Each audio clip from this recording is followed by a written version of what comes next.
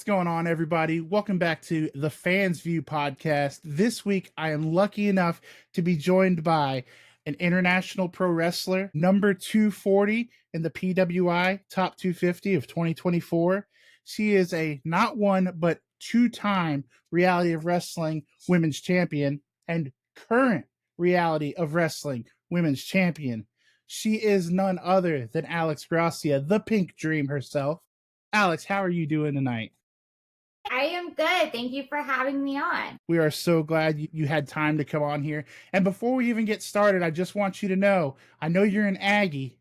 I'm a Clemson Tiger. I think we need to unite tonight and get the fan bases together so we can beat Texas tomorrow. Yes, everybody beat Texas, because I am still very depressed and angry about their game. So I'm like a little bit of a love-hate relationship right now, but everyone just beat Texas. Everybody, we're going to do our best for you. Yes. Well, so first of all, congratulations. Congratulations on the title win. Thank you. What's it mean to you that a company, with the prestige and the reputation of ROW, they have the confidence to put that title on you? Because obviously it's more than just a title. It's them telling you they trust you to be the face of that division. Yeah, so I was ready to come back. I hadn't been at Reality of Wrestling for almost 3 years since I left Texas and moved to California. Just life stuff happening, and then just trying to get back in the groove, still recovering from COVID and everything. And so I spent a good year preparing and being like, okay, I need to get back at Reality of Wrestling, because I just know that's where everything's at. And it was around October-ish, I was just like, hi, if y'all would take me back, I'd love to come. And they were just, about time. So I just felt back at home, back seeing everybody just gave me a little bit more comfort and gave me that confidence. And I feel like I brought something different to the table. And so I was really excited about that also. But especially with all the eyes on Reality of Wrestling right now, it's just such an honor and a privilege, and I don't take it lightly. I didn't the first time I won the title. It was the first title I ever won. And now I got it again. And it's like, okay, back where it belongs. So I guess you kind of took the words right out of my mouth. Would you consider Reality of Wrestling your home promotion? Yes, definitely. I started training there within my first year of wrestling, and then I had left for Japan at Stardom for a couple months, but I had all the arrangements. I told them, I said, when I come back from Japan, I'm moving to Houston, and that's where I spent every year, well, the next year or two before COVID happens. And then the last match I had there was actually against Roxanne Perez, and we were out in a parking lot. And so just all that happening. But yes, definitely my home promotion, that's family. That's where I feel like I've become me and continue to develop the Pink Dream. Absolutely. So what do you think it is about ROW that really kind of, because you've worked a lot of places, you've been, world traveled. What is it about ROW that separates it from other indie promotions? Well, the way I feel like everything is set up is it's almost a mini replica of how NXT is. You have the practice rings, we have the weights there. Everything is there to set you up for success. And so it's not just about having a good show and everyone shows up once a month. We're preparing and training to put on a good show. And so I just think there's so much thought and care and grind going into every show, and everyone puts that all into their matches. And so that's why I feel there's a huge jump from other places versus Reality of Wrestling. Absolutely. And like we said, you've wrestled all over the world. I mean, you've been at CMLL, NWA, Japan, ROH, AEW. I mean, you name the 3-letter company, you've probably worked a match there. During the pandemic, you really seem to be clicking with AEW. Can you talk a little bit about what it was like during that unique time that was during the pandemic, obviously, and what made it so you didn't stick around? Yeah, so it was amazing, and we were so lucky to be able to be there, because while a lot of people were sitting at home not able to wrestle and get in the ring, we were still able to go and do matches there. And then when things started opening back up again, I was contacted by Ring of Honor to do like all the Women of Honor stuff, and then NWA contacted me, and then I got called in for my second tryout. And so there were just so many things, and because I wasn't like officially signed, I was just like, you have to go out and take opportunities when people reach out to you. And so that's what I feel like started the catalyst of starting to get out of that pandemic mind state of like, this is everything, putting all your eggs into one basket. And so as things started opening up again, more jobs, more opportunities. And so I just took the chance to just go in those places and experience and grow as much as I could. I love that answer. So to circle back to the beginning, we're going to kind of Quentin Tarantino this thing.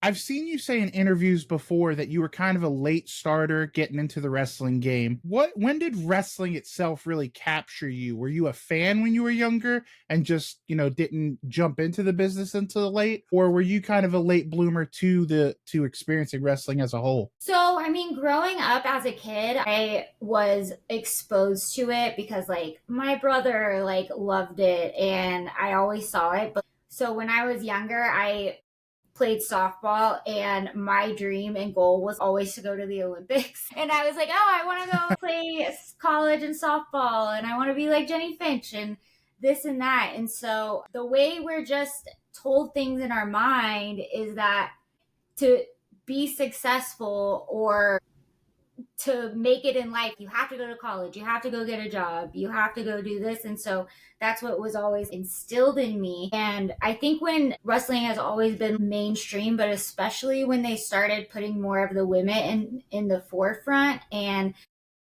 we started to see them more and them getting really good matches, that's when I really started to actually become a fan myself. Okay. All right. So, who were some of your favorites when you finally did break in and start to, get into wrestling? Did you have some favorites? I was a big fan, still am, of like the Bella twins and Natalia. I I could just see think that. amazing all around. Sasha Banks, Mercedes Monet now, like she was just someone where I was like, okay, as far as accomplishments and like being seen and being that star, I was like, okay, she has Halloween costumes. She had so much stuff in stores, and that really motivated me or to see where the possibilities could go. So those are the four that definitely come to mind first. That's such a perfect segue into my next question is obviously we know you as the Pink Dream. Where did the inspiration come for that gimmick, for the lack of a better word, the Pink Dream? Well, so already I wore a lot of pink. So I knew when I was thinking about what gear I wanted to wear, I knew, okay, it's probably going to be a pink color. And actually, even the background on my phone, so the largest pink diamond in the world is called the Pink Dream, and they changed the name to like the Pink Star. But I was like, I think this is the perfect name and gimmick because pink is also like my birthstone. So that's how I've kind of elevated the Pink Dream. Like, it's not just about the color and having pink hair and all pink everything.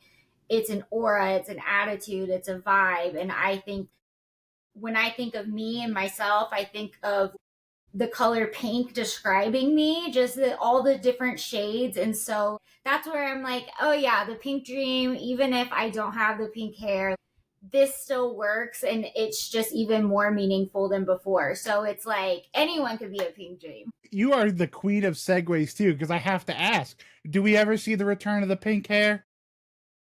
Who knows? Who knows? I think it's just, I started to take it as, what do I feel like? If I feel like putting a blue stripe in my hair one day, maybe I'll do that. But no matter what, me on the inside, it's the pink dream all the time. And again, it's a vibe and a lifestyle. So who knows? But I feel like it's not the end of the pink hair. I love that. I love that so much. And of course, when you said your birthstone's pink, there was a Scorpio joke I was gonna make in there, but we're just gonna leave that alone for now. So looking to the future, because that's what's most important, obviously. What does 2025 have in store for Alex Gracia? What are some of your goals that you want to achieve and check off the list this year? I mean, my mentality is just to continue what I've started in 2024. I finally feel like I've gotten like my confidence back and that eagerness to learn and grow and always put on a better match than I did before. And so, I mean, the goal's always been the same. I would love a contract somewhere. I feel like I am a company wrestler. I feel like I do great on a roster. I love having a home base, and that's where I've discovered that at Reality of Wrestling. I'm very much in that mindset of how they do their business, and that's what I like, and that's what I'm comfortable with, and that's where I feel like I thrive. And so, definitely just to get a contract somewhere and make it officially a home. Awesome, awesome. Well, I really hope we get to see you, just really break out. I think 2025 could very well be the year of the pink dream. Thank you. So there's a couple questions that I love to ask everyone because at the fans view, I want this to be like I'm a fan myself, so I want to ask all those nerdy questions that people are always wondering and kind of get to know the person behind the gimmick and outside of the ring. So Mhm. first and foremost, what are you a fan of when you're not in the ring? And so I love reading. I feel like I'm like just a big boring nerd probably. I like 90 Day Fiance, all those spin-offs of like before the 90 days, 90 Days of Single Life, 90 Days Happily Ever After. I watch all of them. That does take a big portion of my week, so I'm a big fan of that. So reality TV is definitely my guilty pleasure. Like I said, reading, and I love just going for walks and just finding other different workouts that kind of keep me engaged and excited because doing the same thing over and over and over as far as like going to the gym or cardio and stuff, I love kind of switching it up and kind of being like, let me try like a cycling class, let me try this, let me try rock climbing. And so I just love being active, so just finding different ways to be active and get up, that's where I feel like I'm my best and feel my best. So those are just some of my interests. I love that. I love the honesty that you're just a junkie for 90 day whatever. Yeah. Yeah. So, what would you say, and this can be career related, this can just be life. What would you say if you really had to narrow it down would be one of, if not the best piece of advice that you've ever received? Well, as far as wrestling, I would say something that I'm starting to realize is less is more. And I think I always wanted to try to do like all these things, or just because I could do something, oh, I want to do this. And a lot of people want to, because it's like a lot of people can do a lot of really cool things. But I feel like I've really narrowed it down to be like, what is going to be the most beneficial to me out of my playbook for this match and this person. Like, I don't have to do everything I do for every match. It's about being more strategic and, okay, what is going to make a bigger impact? And I think that's helped me like really grow like as a wrestler and like really taken that anxiety off a little bit of like, okay, I have to do every single thing every single time to prove that like I'm good or whatever. So that is one of the pieces of advice I would say has really stuck with me right now, where I'm starting to realize. And to kind of piggyback off of that question, and this is my favorite question that I ask everyone. At this point in your life, in your personal life, in your career, what does the term success mean to you? I would say financial freedom in doing something that I'm passionate about, because I left other careers and to go and make nothing and start the grind of professional wrestling and being on the indie scene. And I could very well go get a job and maybe sit in an office and have really good money, but it's like that I feel like would be a waste because I'm not enjoying it the way I do with wrestling. And but not just financial freedom, doing what you love and your passion. That's what I feel like is ultimate success, like what would be for me. Absolutely. That's such a fantastic answer. And since it's you, I have one more question for you. This is the most important by far, the most intense. You're a Texas girl turned Cali girl. Yes. The only question I could possibly ask you, Whataburger or In-N-Out? You see, people ask this, and I'm like, they are two totally different restaurants. Like, In-N-Out only has burgers. They don't even have chicken strips. Right.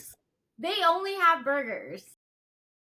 Now at Whataburger, you could get tacos, you could get a honey butter chicken biscuit, you could get those chicken fingers, but if we're talking about the burger, just the burger, I have grown to love In-N-Out and that's because at Whataburger, I never get a burger.